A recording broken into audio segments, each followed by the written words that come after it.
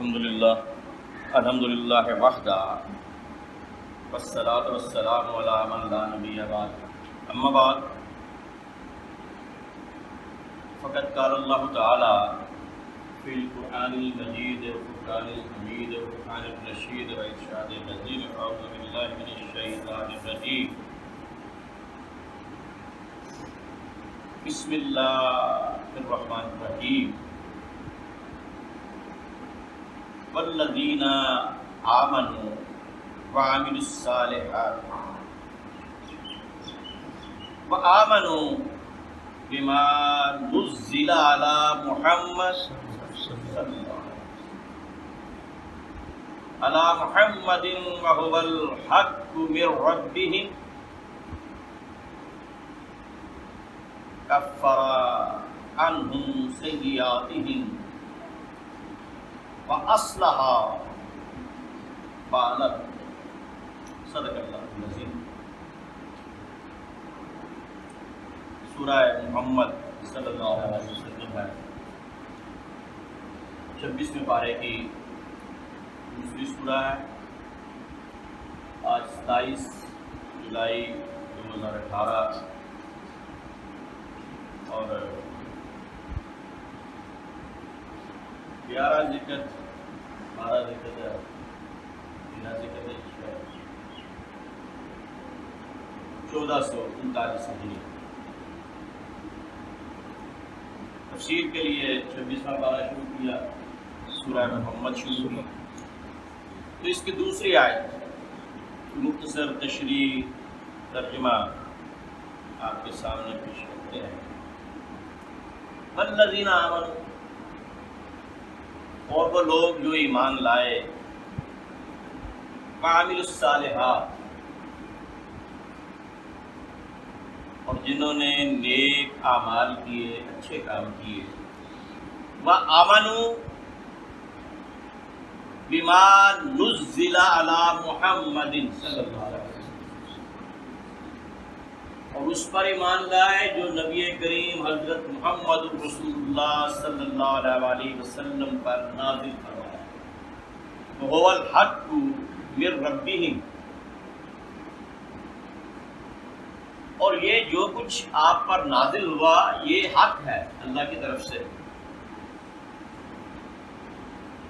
کفر عنہم سیئاتہم، اصل میں کفر یا کفر مطلب ہوتا ہے چھپانا۔ کفر عنہم سیئاتہم، تو اللہ تعالیٰ ان کی برائیاں چھپا دے گا، یعنی دور کر دے گا۔ وَأَصْلَحَ بَالَهُمْ، اور ان کے حالات ٹھیک کر دے گا، ان کی حالتیں سنوار دے گا۔ ان لوگوں کی کہ جنہوں نے حضور نبی کریم صلی اللہ علیہ وسلم پر، اللہ تعالیٰ پر، قرآن پر ایمان کا اظہار کیا، اس پر ایمان لایا، اور پھر اس کے بعد یہ ایمان ان کی زندگیوں میں ظاہر ہوا، تو یہ ایمان ان کی زندگیوں میں ظاہر ہوا، ان کے اعمال سے، ان کی عبادات سے، ان کے معاملات سے، ان کے ایک دوسرے کے ملنے سے، ان کے لین دین سے، ان کے آپس میں تعلقات سے، ان کے نماز روزہ حج زکوٰۃ سے، یہ ایمان ظاہر۔ اللہ تعالیٰ نے جو قرآن پاک میں نازل فرمایا، اور پھر حضور نبی کریم رؤوف الرحیم صلی اللہ علیہ وسلم نے جس طرح وہ تمام چیزیں کر کے دکھائیں کہ جس طرح آپ نے ان کا حکم فرمایا، اس کا مفہوم جو ہے اگر دیکھیں تو چند ایسی احادیث ہیں کہ اگر آپ ان پہ غور کریں تو پورے قرآن کا اور پورے سنت کا جو مجموعہ ہے اور جو مجموعے کا خلاصہ ہے وہ یہ، وہ خلاصہ کیا ہے؟ اعمال کا دار و مدار نیت ہوگا، اعمال کا دار و مدار نیت۔ اب ایک انما الاعمال بالنیات، یہ موطا امام مالک کی پہلی حدیث ہے اور اس کو امام بخاری نے صحیح بخاری میں بھی پورے موطا امام مالک کی تمام احادیث کو درج کیا اور اس کو پہلی حدیث کے طور پر انما الاعمال، یقیناً جو اعمال ہیں ان کا دار و مدار کن پر ہے؟ نیتوں پر۔ اب میں پہلے بھی کئی دفعہ آپ کے سامنے دو چیزیں پیش کر چکا ہوں۔ ایک صحابی آئے نماز پڑھنے کے لیے، انہوں نے اپنی سواری باندھنے کے لیے کھوٹی لگا، قلعہ جسے کہتے ہیں، جسے آپ کوئی ایک لکڑی زمین میں گاڑ دی، سواری باندھ نماز پڑھی، واپس آئے، سوچا کہ کوئی اور بھی پڑھ لے گا نماز تو اپنی سواری اس کے ساتھ باندھ دے گا۔ پہلے بھی کئی دفعہ میں یہ چیز بیان کر چکا ہوں۔ چلے گئے، رات ہو گئی، ایک صحابی آئے، اس اسکوٹی کے ساتھ وہ ٹکر لگی، پاؤں اٹکا، گر گئے، انہوں نے اس کو کاٹ دیا کہ کوئی اور بھی نہ گر جائے۔ اب دونوں کے اعمال بالکل ایک دوسرے کے مخالف ہیں، دونوں کے اعمال ایک دوسرے کے، لیکن دونوں کی نیتیں کی۔ اب ایک ڈاکٹر ہے، وہ پیٹ کو چیرتا ہے آپریشن کرنے کے لیے، اپینڈکس نکالنے کے لیے، پتا نکالنے کے لیے، جگر میں سوزش ہو جائے، پیپ بن جائے، اس کو نکالنے کے لیے، آنکھ میں زخم آ جائے اس کو ٹھیک کرنے کے لیے، ٹائیفائڈ کی وجہ سے آنکھ پھٹ جائے اس کو سینے کے لیے، اور ایک ڈاکو جو ہے وہ پیٹ میں چھری مار دیتا ہے مال چھیننے کے لیے۔ تو اب دونوں کا عمل ایک ہے لیکن دونوں کی نیتیں مختلف ہیں۔ پہلے دونوں کی نیتیں اچھی تھیں، اعمال مختلف تھے، اب اعمال ایک ہیں، نیتیں مختلف ہیں۔ اس لیے انما الاعمال بالنیات، یہ امام بخاری نے ایسی نہیں اس کو پہلی حدیث کے طور پر شامل کر دیا ہے، یا پہلے اثر صحابی کے طور پر اس کو شامل کیا ہے، کہ پورے دین اسی بات پہ ڈیپینڈ کرتا ہے کہ آپ کی نیت کیا ہے۔ اب دونوں صحابی ہیں، ایک نے کنڈی لگا دی، ایک نے اس کو اکھاڑ دیا، اعمال مختلف ہو گئے لیکن دونوں کی نیت اچھی تھی۔ خیر الناس من ینفع الناس، تم میں سب سے بہتر وہ ہے جو لوگوں کے لیے منافع بخش ہے، جو لوگوں کے لیے نفع بخش ہے، جو لوگوں کے لیے مفید ہے، جو لوگوں کے لیے فائدہ مند ہے، جو لوگوں کے لیے اچھا ہے۔ اب یہاں پہ دونوں ڈاکٹر اور ڈاکو دونوں کا عمل ایک ہے لیکن دونوں کی نیتیں مختلف ہیں، ایک کی نیت اچھی اور ایک کی نیت، تو اب عمل آپ کو کیسا بھی نظر آ رہا ہو لیکن اس کے پیچھے نیت جو ہے وہ کار فرما جو ہوتی ہے، اصل میں اجر اس کا ملے گا، اصل میں اجر۔ اب امام حسن علیہ السلام نے ایک حدیث حضور سے حفظ کی، جب امام حسن علیہ السلام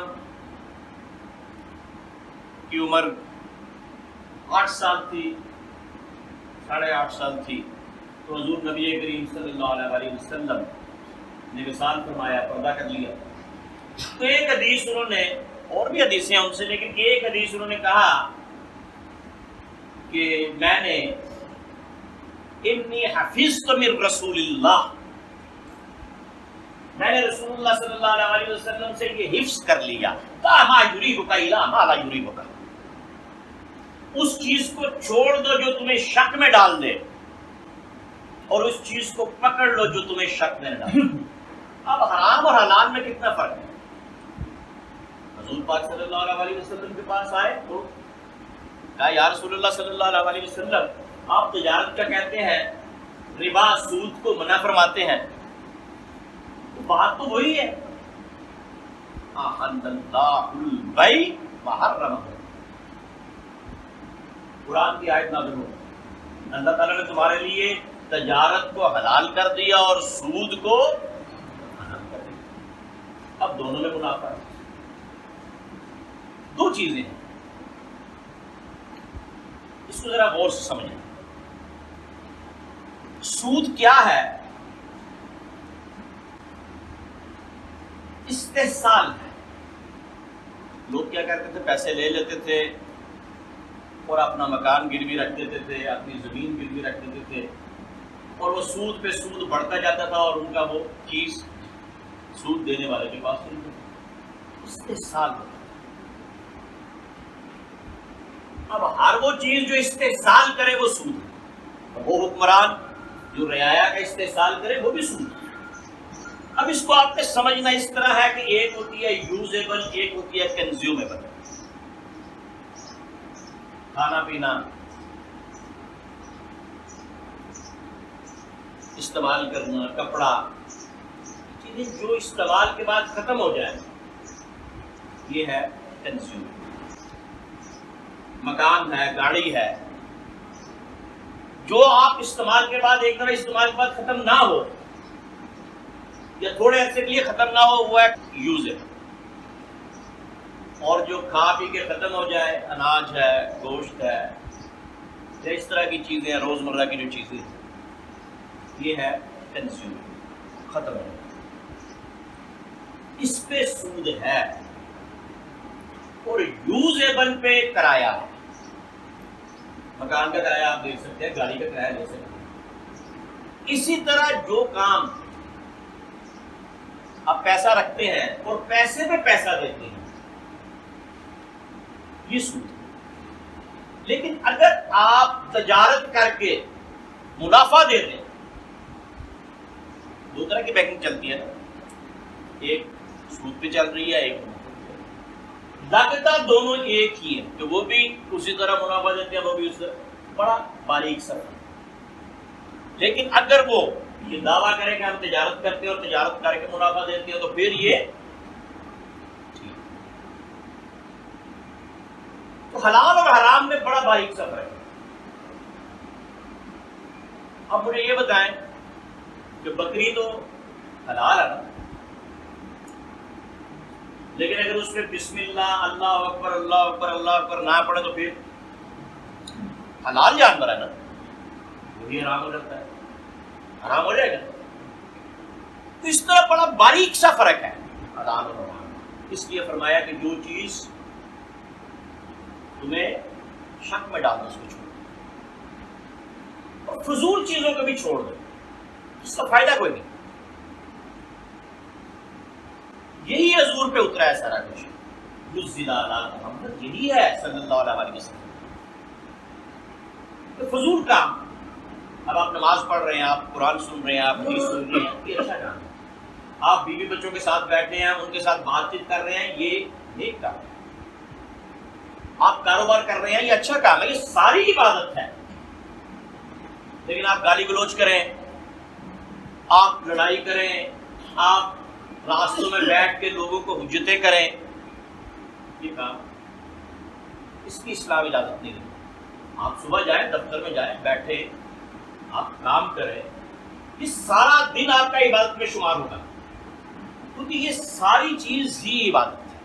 مومن کا سونا بھی عبادت ہے۔ ایک مومن عشاء پڑھ کے سوتا ہے، صبح فجر پڑھ کے اٹھتا ہے، تمام رات سونا اس کے عبادت میں لکھا جائے۔ وہ صبح جاتا ہے اپنی ڈیوٹی پہ، بچوں کا رزق کماتا ہے، اس کا سارا دن عبادت میں لکھا جاتا ہے۔ رشتہ داروں سے ملتا ہے اس کا وہ کام بات نہیں، دوستوں سے ملتا ہے اس کا وہ کام کی بات نہیں، اپنے بیوی بچوں کا خیال کرتا ہے، ان کے لیے کھانے پینے کا سامان لاتا ہے، ان کے ساتھ بیٹھتا ہے، ان کے حالات پوچھتا ہے، ساری چیزیں بات ہے۔ لیکن جو فضول کام ہے کہ جس کا کوئی فائدہ نہ اس دنیا میں ہے نہ اس دنیا میں، بلا وجہ بحث مباحثہ، بلا وجہ کے کام، اب اس میں آپ کا چلنا پھرنا سیر کرنا، سیرو فی الارض، قرآن کا حکم ہے سیر کرو پھرو۔ اللہ نے جس چیز کو حرام کیا ہے اس کو مت دیکھو، جس کو حرام کیا اس کو مت سنو، جس کو حرام کیا اس کو مت ہاتھ لگاؤ، جس کو حرام کیا اس کے پاس مت چل کے جاؤ، لیکن جس کو اللہ نے حلال کیا اس کو دیکھو، جس کو حلال کیا اس کو سنو، جس کو حلال کیا اس کو کھاؤ۔ تو یہ بیسیکلی جو اسلام کا مغز ہے، جو خلاصہ ہے وہ یہ ہے، کسی مسلمان سے کوئی دوسرا مسلمان پریشان نہ، اپنے لیے جو پسند کرتے ہو وہی اپنے بھائی کے لیے پسند کرو۔ اب ایک مسلمان ہے، اگر اس کے ہاتھ اور زبان سے دوسرا مسلمان محفوظ نہیں ہے تو وہ مسلمان نہیں ہے، اور اگر ایک مسلمان ہے وہ رات کو کھا پی کے سویا اور اس کا ہمسایہ بھوکا ہے تو پھر وہ ایمان نہیں لایا۔ پھر یہ جو قرآن کی آیت ہے نا والذین آمنوا، وہ ایمان لایا ہی نہیں ہے، وعملوا الصالحات، اس نے نیک عمل بھی نہیں کیا، وآمنوا بما نزل علی، اور جو حضور پہ اترا ہے اس پر ایمان۔ تو یہ 5 چیزیں ایسی ہیں کہ یہ سمجھو کہ اعمال کا دار و مدار نیتوں کا ہے۔ جو فضول چیز ہے اس کو چھوڑ دو، تمہارے ہاتھ اور زبان سے دوسرا مسلمان محفوظ رہے، جو اپنے لیے پسند کرو وہی دوسروں کے لیے پسند کرو، اور جو شک میں ڈالتے وہ چیز چھوڑ دو، حلال کی طرف جاؤ، حرام سے بچو، وما علینا